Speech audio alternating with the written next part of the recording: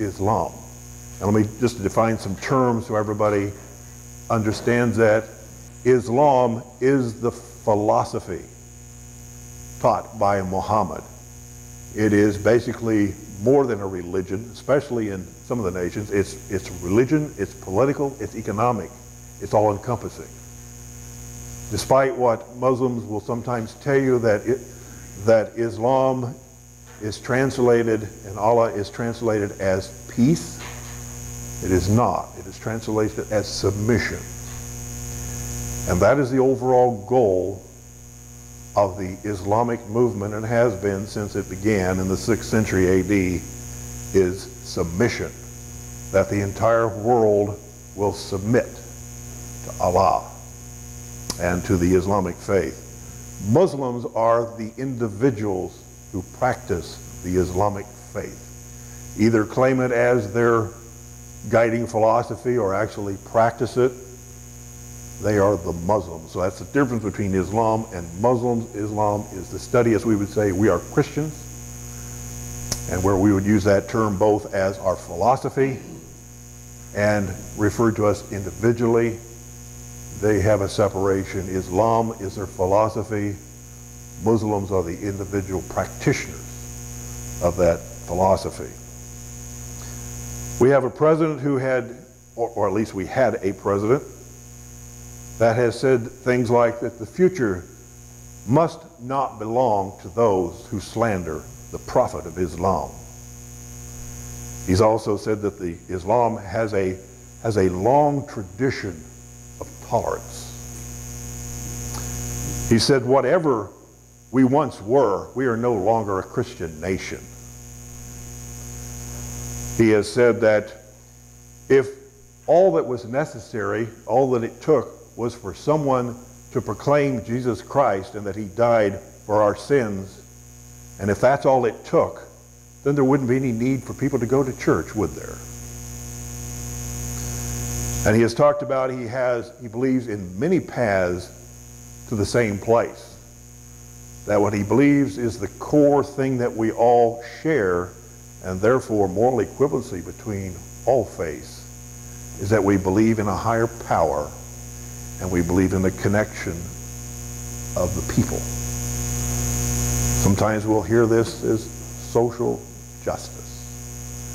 Now, not all that believe in social justice believe in Islam, but it's all part of a very larger conglomeration of philosophical movements, some spiritual, some more humanistic, that believe in this idea, all for one, one for all. We have a growing movement here in the United States, Chrislam. It is being promoted by the head of the Catholic Church, although they won't call it that, won't necessarily tell you that, but the Pope promotes it. Rick Warren of Saddleback Church, of renowned fame, we'll talk about that a little bit more later, promotes it, although he will deny it, but he has quotes that clearly he promotes it. And there's the melding of Christianity and Islam, the idea that we can focus upon our shared commonality as opposed to our differences. Well, in my view, that's about like saying that I have a shared philosophy with the worst possible prisoner, the worst possible prison in the United States, who's an outright pervert, murderer, and has no redeeming social values whatsoever, no sense of morality, no sense of responsibility, because we share the common values that we both eat, and we both sleep, and we both have some degree of looking out our own self-interest. If that is the guiding force, then I guess that person and I have a commonality, and therefore we should somehow blend together. And that's the way it is with Islam and Christianity. Despite what we're being told by some prominent people that we need to focus on our commonality, what they are not telling you is our differences. And our differences are profound. They are profound in because Christianity is not just a set of principles. There are principles within Christianity, for certain. But Christianity is not based on merely a set of principles. In other words, we wouldn't point to the Ten Commandments and say, that's Christianity. That's what it is, summed up there in something like 212 words, something of that nature, in 10 rules. That incorporates Christianity. No, that is part of it. But that doesn't really define Christianity, because Christianity is not a set of principles. Christianity is a person.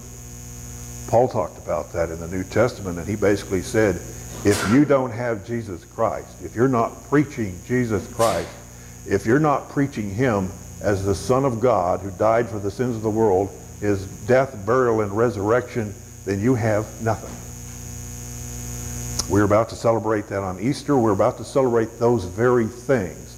And if that's not in the core of our belief, then there is no such thing as Christianity, other than it's just another philosophy and another set of principles that we can all debate about, of whose principles do we follow. Principles of Islam, principles of Christianity, or do we meld them together and say, well, where can we find common ground, and therefore make a worldwide religion out of everything? That's where we're headed. Indeed, Islam, although they will recognize Jesus Christ as a great man and acknowledge that he lived and acknowledge that he was a teacher and a philosopher, they absolutely deny his divinity. And there are verses in the Quran that will tell you, if you believe that he died on the cross for the sins of the world, you're a heretic. In fact, they will acknowledge the existence of the Torah that teaches Judaism. They'll acknowledge the New Testament that is part of the Christian faith, saying, oh yes, those are inspired books, but the Quran, which came many centuries later, is the final revelation of God, and therefore it overrides the other two. And in that final revelation, it teaches that Jesus Christ was nothing more than a prophet. He didn't die on the cross. He wasn't resurrected. And indeed, when he comes back again, which they teach, that he will come back again, he will come back with the Islamic prophet, and he will say that he's been away, and he now denounces everything he said when he was here on earth, and denies that he ever died on the cross, or that he ever claimed to be the Son of God, and that he died for the sins of the world. And he will promote Allah, and he will actually lead the killing of those who do not submit to the teachings of Islam. Therefore, we have fundamental, extreme differences, despite what we're being told about that idea. We see Islam moving into this nation. There are court cases that have taken place up in Michigan, Detroit. Suburbs of Detroit have virtually been taken over by the Muslim population. Sharia law now, for the most part in the court system, overrides the United States Constitution. Sharia law is practiced there. And here just a few years ago, there was a Muslim event taking place, a community event in that area. 4 young men stood on the side of the event. They did not call out to people. They did not interfere with any of the activities that were taking place in the Muslim festival. They merely stood on the very edge of the event, and to those who came to them and began asking them questions, they handed out Christian material and began sharing the gospel message. They were then surrounded by Muslims. They were heckled, they were even physically pushed around, and they were arrested by the police for disorderly conduct. Likewise in Oklahoma. Oklahoma passed a constitutional amendment to the Oklahoma Constitution, saying that no other law but the laws of the United States could be recognized in American courts, and the ACLU has joined some of the Islamic organizations here in the United States to overturn that amendment, saying that was discrimination, to argue that Sharia law cannot be practiced here in the United States. So we are being fully confronted with Islamic faith right here in the United States, and we need to recognize that as a church and be prepared to understand how we are going to deal with it. Now, having said this, I want to make sure I make it clear what I am not saying is that all Muslim people are our enemies, that we should therefore go out and destroy them. I'm not saying that. What I'm saying is I think our enemy is the Islamic faith. But the Muslim people are individuals. They are sinners just like we were and still are. They need Jesus Christ just as bad as we did. And what I do believe in is that, like Abraham Lincoln said, the best way to utterly destroy your enemy is to make them a friend. That the best way we can deal, and there is a right of self-defense, and there are those things, I understand, battles that we have to take place, and there are going to be some killings, and I understand that. But overall, the best way we should be dealing with the Islamic faith and the Muslim people is to share the gospel of Jesus Christ with them. And that's what we should be doing, that's what we should be praying for, and that's what we should seek. The Pew Research Center did a survey here some time ago, not that terrible long ago, and found that 90% of the Muslim people do not support the violent acts that are taking place around the world today. And even though I still don't agree with their philosophy, we're not at war with Islam or the Muslim people. And even on the national level, that has been a debate, and people for political reasons have tried to indicate that somehow we are at war with the Islamic faith. Certainly people over in the Middle East try to promote that idea for political reasons. But the truth of it is, we are only at odds.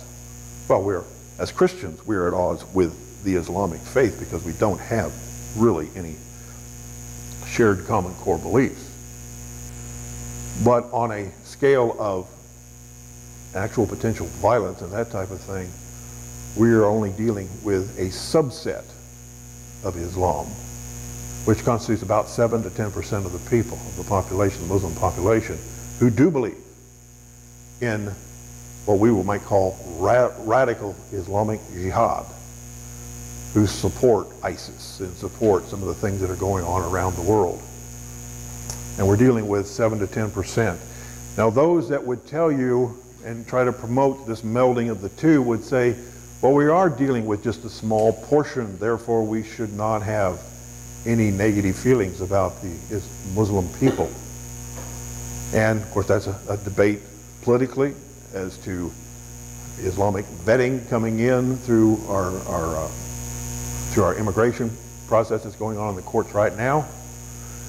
That whole philosophy is taking place. That some would say, but there is no problem. We're not at war with the Islamic people, just a small fraction of people. But keep in mind, and there's something they're not saying, and my dad always used to tell me, and it's true, I found it in life, figures lie and liars figure. And I think that's what happens is people tell you the half-truth, not the whole truth, and they do that to support their particular view. Those who would say, we're only dealing with a small minority, why are we worried about it? Keep in mind, there are 1.6 billion people who claim the Islamic faith in the world. If we're only dealing with 10%, we're dealing with 160 million radicals. If it's 7%, a little less than that, but it's still over 100 million. Now divide that up around the world, there's something like 180 some nations in the world. That's several thousand radical Muslims for every nation in the world. And obviously, they're not going to focus, if they're radical, on the Muslim nations already. They're going to focus on the non-Muslim nations. So now multiply that and say multiple thousands for the true enemies. And the United States is one of the biggest enemies of the radical Islamic movement there is. Islam is in the radical movement, has had fighters come from 120 nations. We have had 37 states, according to the FBI, just in the last few years, that have had ongoing investigations of people associated with ISIS, a radical movement. In fact, the FBI director, or I think it was the CIA director, I don't remember which, here just a few years ago, within the last year or two, said that they have open investigations in all 50 states in the United States. They're here.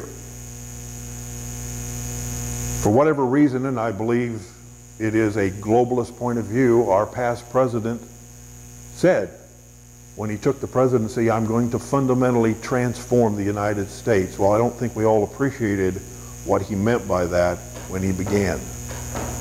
Because he meant that. I am going to fundamentally transform this nation culturally, ethically, and religiously. He has poured in immigrants from around the world and flooded this country with many cultures.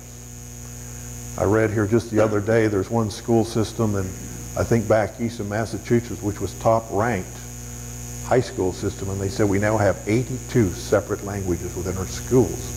We can't keep up. Every state, including Kansas, has been flooded with refugees from other countries and from Muslim countries as well. They've been spread out everywhere. Sometimes even the states don't know they're there. They're not even told. The federal government won't tell them. There are programs to do that. And we think with the current president, the way he's doing, that's all stopped. And the answer is no, it hasn't. Because many of the people in many of the bureaucracies within the United States are still run by people who sympathize with the previous president. And because the courts have shut down President Trump's attempts to limit and call for extreme vetting, the State Department is still pouring in Muslim refugees into this country as when Obama was still in office. It's still being done. I had hearings when I worked for the state of Kansas in western Kansas with meatpacking plants that were struggling with the issue of accommodating Muslims and allowing them an opportunity during the workday to adhere to their Muslim requirement of praying 5 times a day. That's in Kansas, western Kansas. So it is here, it is confronting us, and we need to be aware of it. It's part of what we're going to have to deal with and decide how we're going to deal with it. What are we going to do? Steve, one thing that I've read is that if you're just a nice, gentle Muslim and the radicals come in, they will kill the nice ones. They don't go along with it. They have to go along with it. That's right. I mean, probably, I mean, we can talk about the history of Islam, which we will do in this series, talking about it, of the violence that is there, but they have probably killed more Muslims than they have killed Christians. Because there is a war even within the Muslim nation, the Islamic nations, and the Muslim beliefs. I mean, you've heard of the Sunnis and the Shiites, but there are other divisions, the Alawites, and there's all sorts of different divisions, and they have different beliefs. Some of them believe the spread of Islam by violence, through violent jihad. Some of them do not believe in that. And there's people who are supposedly trying to reform Islam. There's a Reformation movement to try to change some of it. So there's all sorts of beliefs out there. That's why I say you can't just brand all of Islam and all of Muslim as violent, although the Quran does teach violence. It does teach beheading. It does teach crucifixion of disbelievers, which is what ISIS is doing. They're following the Quran. It's in there. Muhammad himself started out relatively peaceful, and his movement didn't do much. And finally, through events, he changed. And as time went on and the Quran was written, and keep in mind the Quran was not written until after his death. He could not read or write, so he didn't write any of it. It's all based on oral tradition and scattered around and put together, that he became more and more violent as time went on and believed in the spreading of Islam by the sword. He changed. So, yeah, they have gone after the Muslim population just as hard as they've gone after the Christian population, the moderate Muslim population, which is probably why a lot of them are afraid to speak up, because they've become a target. The Quran teaches it's actually punishable by death to convert from Islam to another religion. That is a death penalty within the teachings of Quran, the radical movement.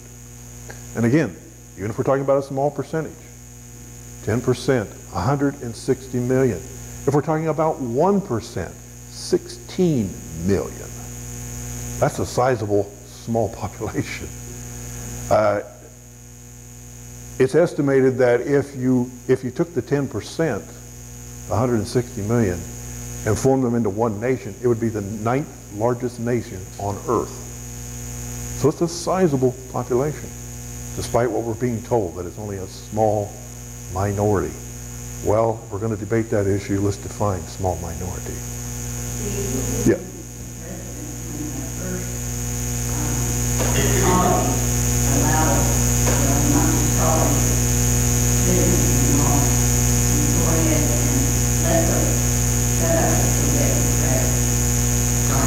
Who was president?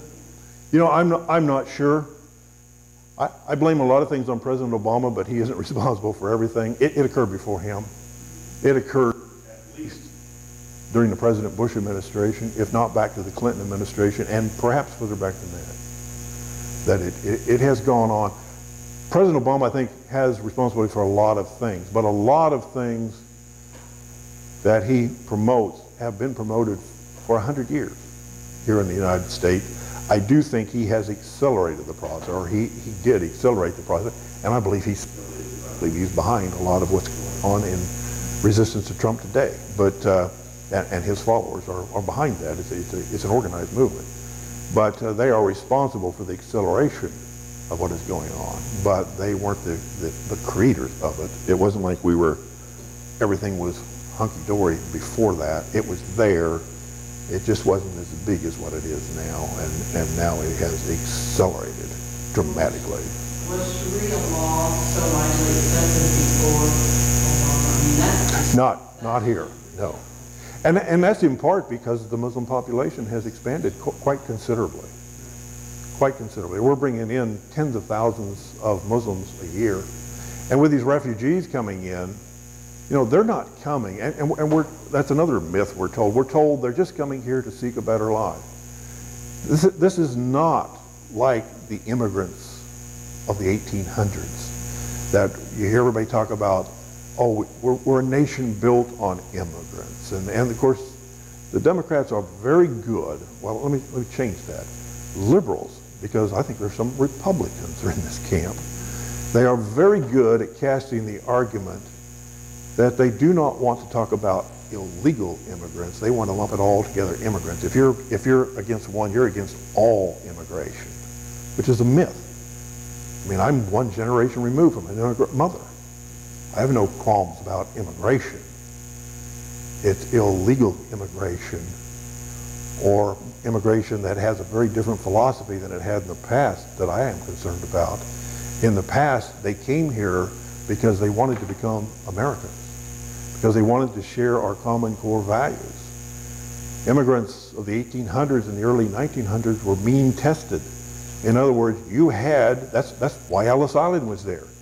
You stopped at Ellis Island, and before you could get off Ellis Island and enter into the United States, you had to demonstrate you had the means to support yourself, or that you were affiliated with someone who was already here who would take care of you. No welfare. You weren't entitled to any welfare programs. You had to support yourself. And likewise, you had to be screened for communicable diseases.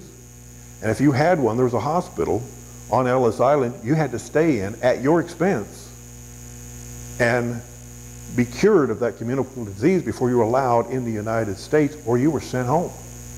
2% of the immigrants in those days were sent back in those days. Now we do not means test immigrants. We do through the legal process. We don't otherwise. We don't means test. Many of the people who come from the Latin American countries illegally have virtually no education. They have no job skills. They're all low skilled. Many of them have communicable diseases. They're not screened. There is no means testing. And it's the same with the refugees. They don't come here voluntarily because they want to become part of the American system. They come here because they want economic freedom, most of them. Some of them escaped the war, but 72% of the refugees are coming are young Muslim males. Why aren't they staying home and fighting their own battles? Why are they coming here? We're talking about denying children and women. That's less than 30% who's coming. It is the ones that are most subject to radicalization, 72% young males. If they have refugee status, they automatically qualify for all welfare benefits and social benefits. They are given lump sums of money. They are put in housing. They are given access to the food stamp program. They're entitled to all benefits here. And there are certain religious groups that are making a fortune of this. They're being paid so much per head to resettle these people, and they're deeply involved in it, of resettling people, because they're making millions and millions of dollars. And these close to home. Last year, our local Methodist church wanted to sponsor some Syrian refugees. Yeah. And that didn't go through, by the grace of God. And these uniform refugees have no agenda well, to become American citizenship or back if to bring their culture with them. That's what's going on in multiculturalism. Before, you came over to become Americanized. Now we're told, no, we can't do that. That's discriminatory. We promote multiculturalism. In other words, all cultures have moral equivalency. All religions have moral equivalency. And so when you come into this nation, you're not Americanized at all. You can bring your culture, and we have to respect it and yield to it, not you to us. We have to yield to yours. And so it's growing. The population is growing.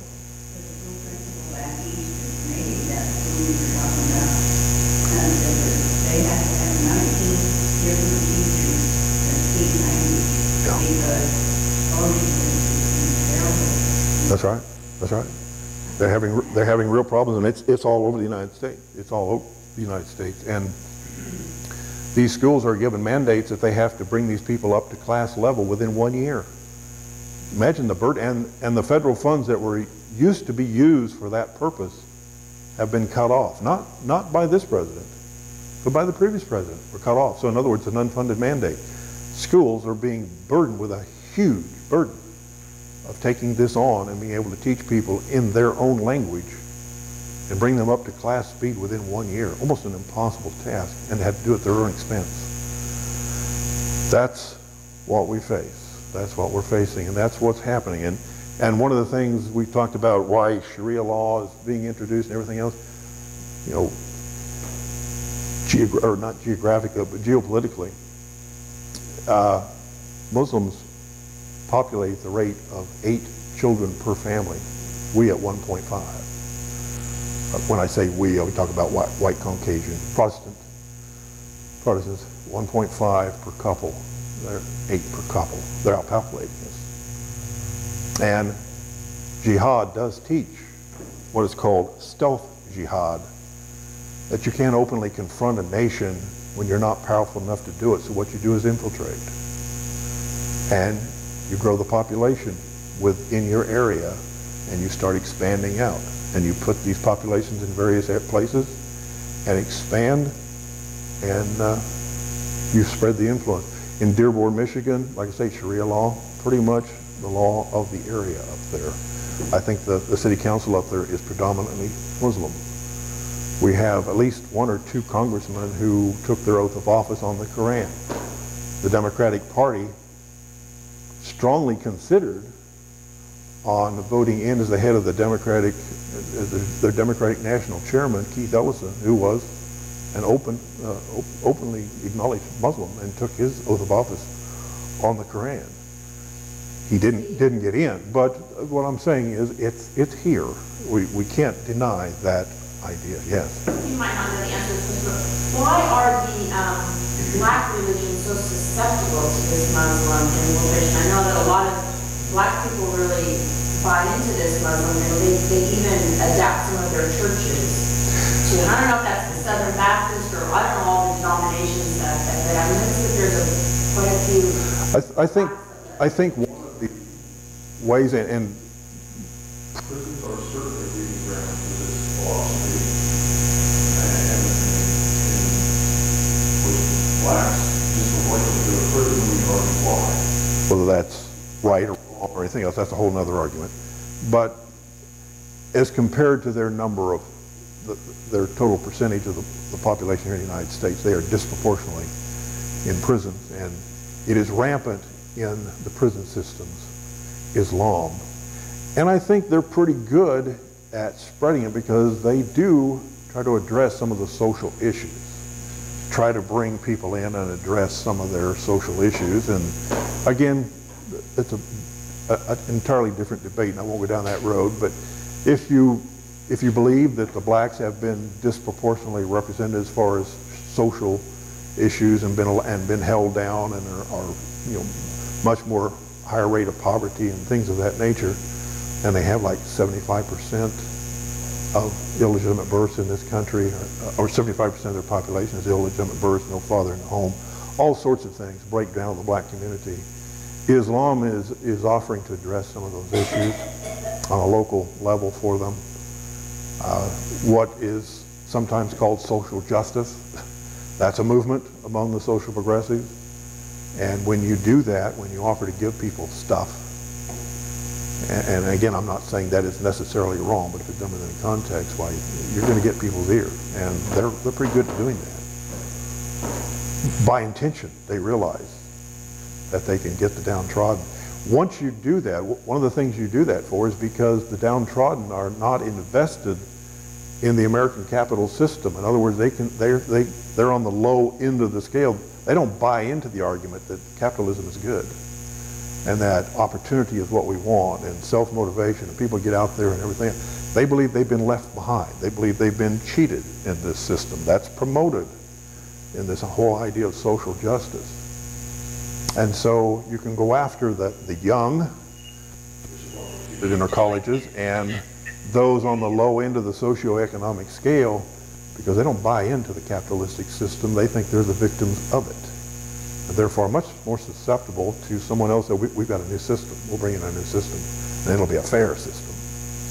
Steve, I heard a Danish Christian journalist on a Christian station, and she said in their country, Denmark, the Muslims are taking over because the people do not see anything in Christianity.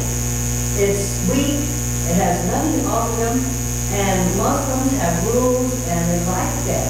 And they said structure.